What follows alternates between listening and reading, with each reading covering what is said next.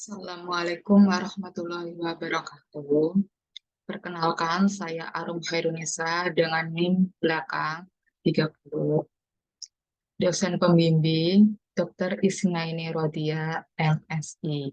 Di sini saya akan menjelaskan terkait kinerja pemerintah dalam penanganan kekerasan perempuan untuk mewujudkan good governance. Studi pada unit pelaksana teknis daerah pelindungan perempuan dan anak Kabupaten Sidoarjo.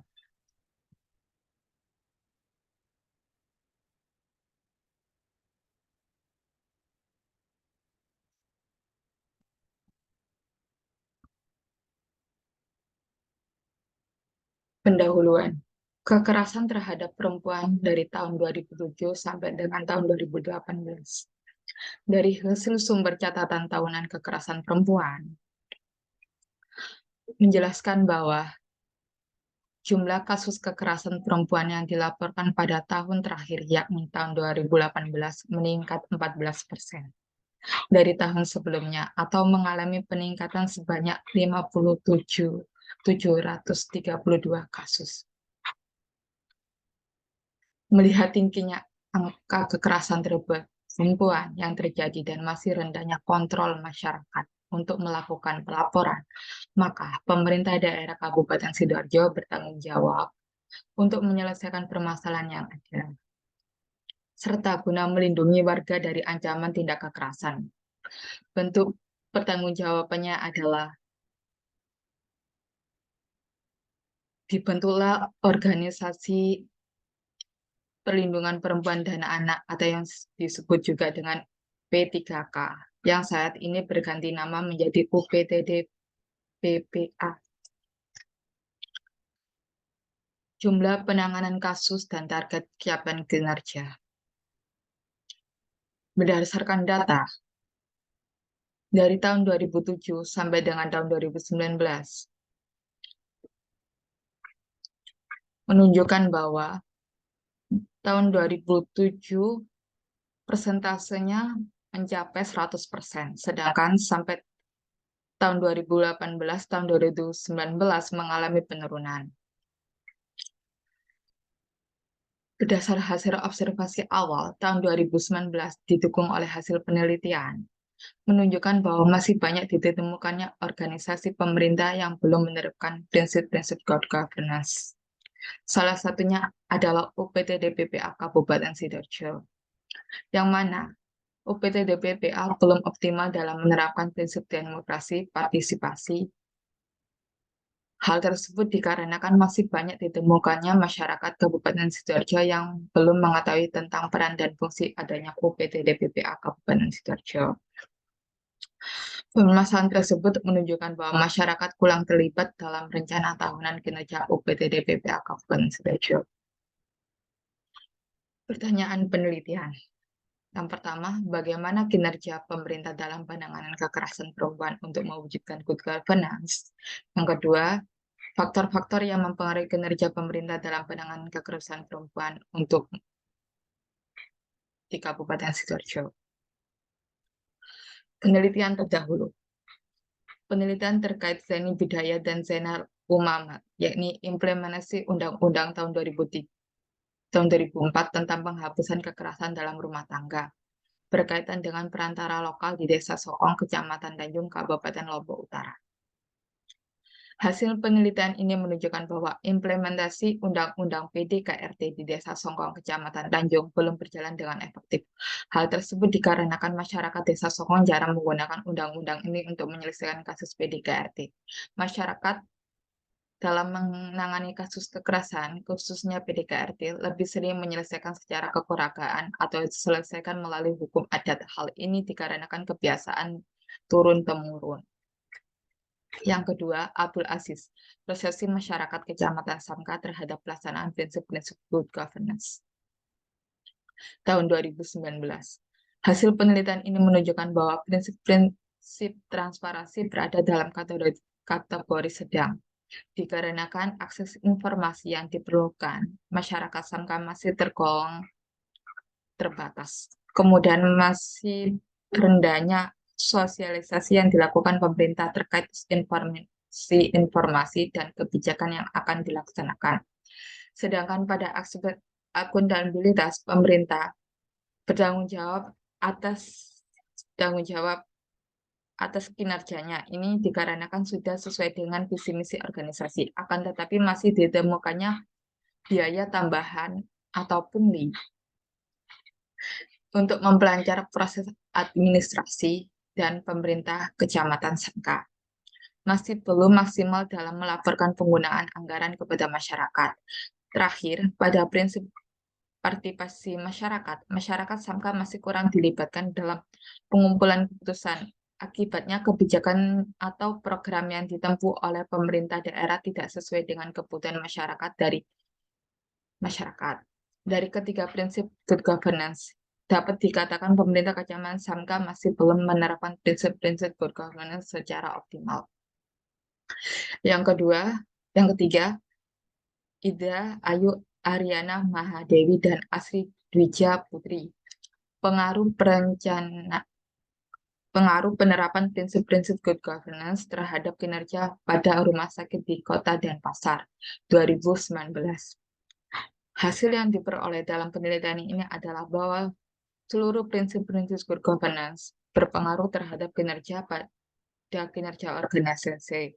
Dalam hal ini rumah sakit. Adapun prinsip-prinsip yang berpengaruh terhadap kinerja adalah prinsip transparansi, akuntabilitas, kewajaran, independensi, dan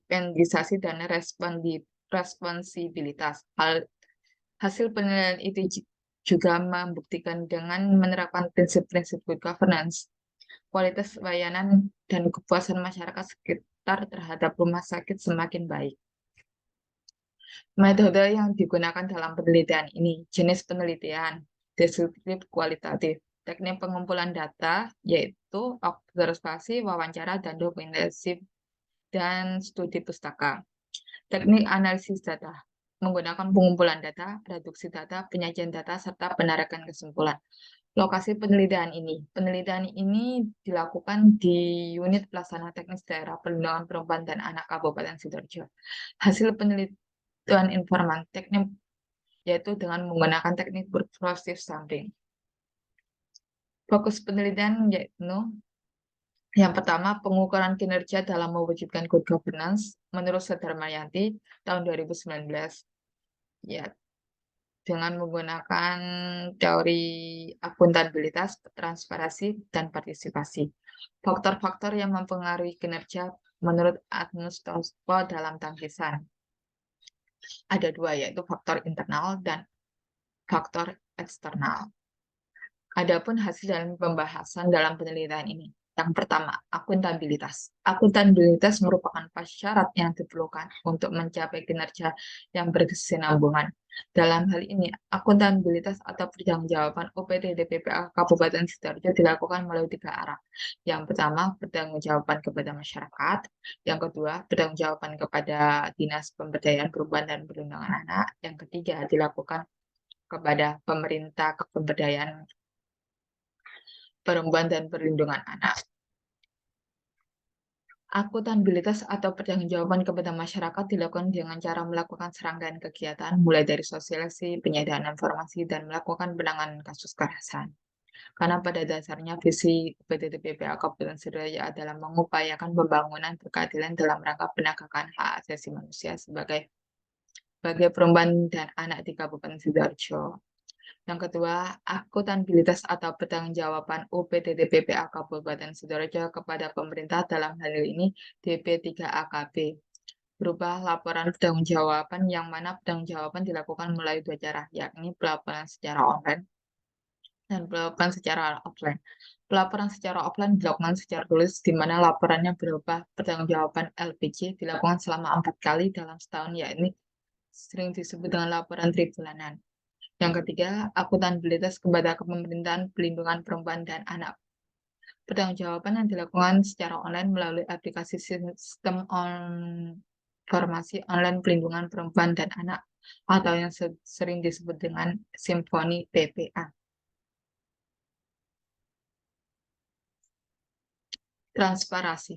Transparansi berkaitan dengan keterbukaan dan ketersediaan informasi yang ditunjukkan kepada publik, di mana informasi tersebut harus disampaikan secara jujur, terbuka, serta informasi yang disediakan harus jelas dan lengkap. Transparansi juga berkaitan erat dengan keterbukaan akan informasi mengenai pemanfaat maupun pengelolaan sumber daya. Dalam hal ini, transparansi kinerja UPTD PPA akan sumber daya ini dibedakan menjadi dua, yakni sumber daya manusia dan transparansi sumber daya finansial. Transparansi mengenai kejelasan informasi. Informasi tentang penggunaan maupun pengelolaan sumber daya manusia dan kegiatan-kegiatan yang atau sedang dilakukan bisa didapatkan melalui bagian pengadministrasian dan pada saat sosialisasi. Akan tetapi, informasi mengenai pemanfaat sumber daya finansial belum berjalan dengan maksimal. Dibuktikan dengan tidak adanya informasi yang jelas mengenai penggunaan anggaran, sehingga masyarakat Kabupaten Sidoarjo tidak mengetahui penggunaan dari anggaran APBD tersebut. Transparansi mengenai kemudahan akses informasi. Berdasar hasil temuan, akses informasi hanya bisa didapatkan jika masyarakat memenuhi bagian pengadministrasian umum atau melalui brosur-brosur. Hal disebut dikarenakan UPTD PPA belum menggunakan media teknologi untuk memberikan informasi secara mudah, dikarenakan belum adanya rencana anggaran yang ditunjukkan untuk membuat website, di mana hal tersebut mengidentifikasikan bahwa belum mudahnya akses informasi mengenai segala kegiatan menyangkut visi, misi, dan tujuan UPTD PPA. Hal ini bisa dikatakan level transparansi tergolong rendah. Hal tersebut berdasarkan pendapat yang dikemukakan oleh Hasan pada tahun 2019, menyatakan bahwa level transparansi tertinggi adalah adanya penggunaan metode media teknologi, sedangkan level transparansi terendah didapatkan secara langsung. Hasil dan pembahasan untuk partisipasi masyarakat. Partisipasi masyarakat dalam kinerja pemerintah dapat dilihat dari keikutsertaan masyarakat pada setiap kegiatan pemerintah. Dalam hal ini mencakup keterlibatan masyarakat pada perencanaan, pengambilan keputusan, partisipasi masyarakat dalam pelaksanaan, dan terakhir, partisipasi masyarakat dalam evaluasi. Yang pertama, partisipasi masyarakat dalam perencanaan dan pengambilan keputusan. Hasilnya masyarakat tidak dilibatkan karena hanya dilakukan melalui rapat internal saja. Yang kedua, partisipasi masyarakat dalam pelaksanaan sudah berjalan dengan baik karena masyarakat ikut menerima manfaat atas penggunaan dan perbaikan sarana prasarana.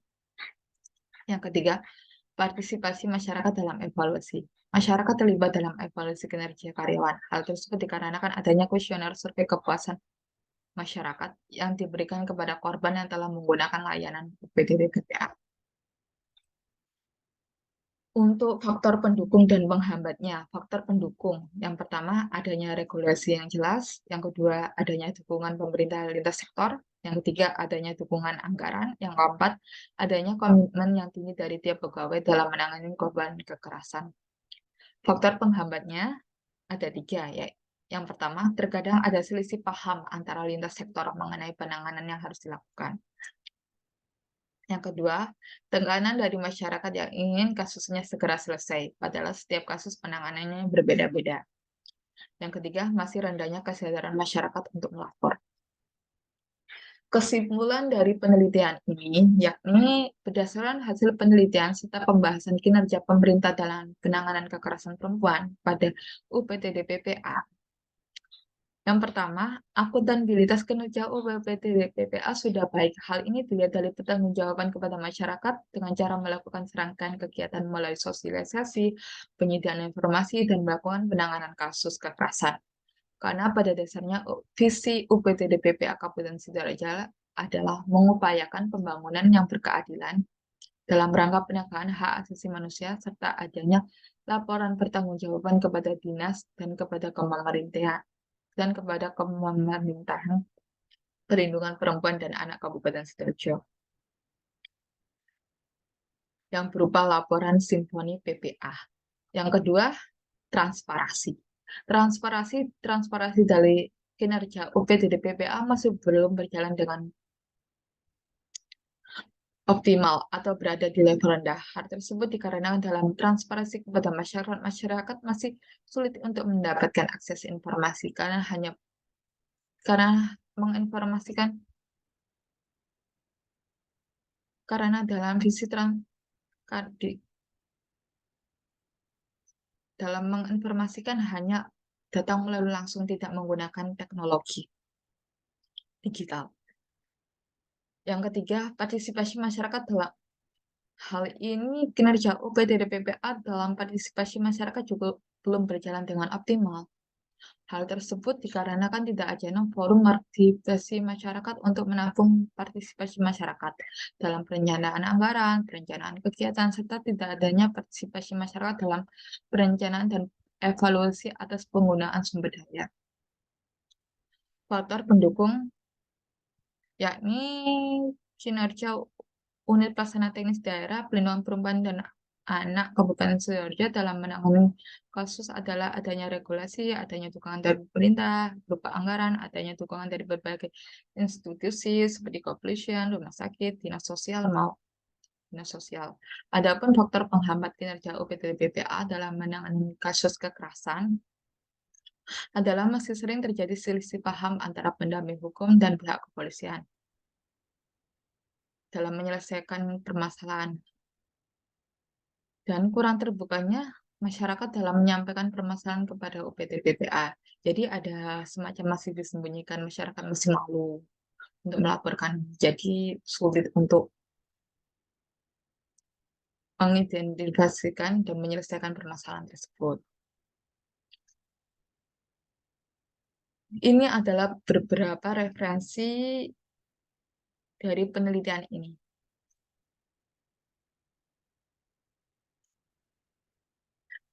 Sekian presentasi dan pemaparan dari saya. Kurang lebihnya saya mohon maaf. Wassalamualaikum warahmatullahi wabarakatuh.